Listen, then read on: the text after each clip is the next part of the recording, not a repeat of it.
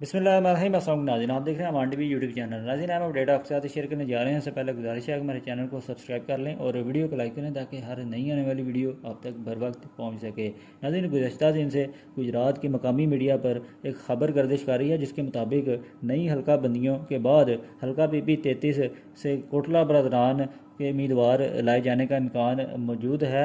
हल्का PP 33 के मैदान में कोटला बरदरान अपना जो है वो उम्मीदवार ला सकते हैं। कोटला बरदरान के उम्मीदवार चौधरी शबीर कोटला गुज़श्ता इलेक्शन में इस हल्का से तरीके इंसाफ के मुकाबले में 48,000 वोट ले चुके हैं और नए बनने वाले हल्का के हर गाँव में कोटला बरदरान के दड़े मौजूद हैं, जबकि मुकाबला जो है वो पीपल्स पार्टी से होगा ज़राए के मुताबिक।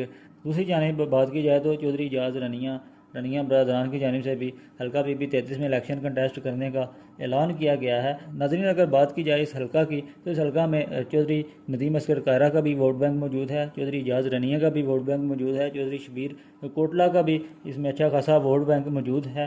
तो आपके ख्याल में किस उम्मीदवार के ज़्यादा चांस हैं ये इलेक्शन विन करने के? कमेंट बॉक्स में अपनी राय से ज़रूर आगाह करें। किस उम्मीदवार को जो है वो ये हल्का फेवर करता है आने वाले वक्त में जो है वो वाज़ेह हो जाएगा। मज़ीद अपडेट्स के लिए देखते रहें अमान टीवी।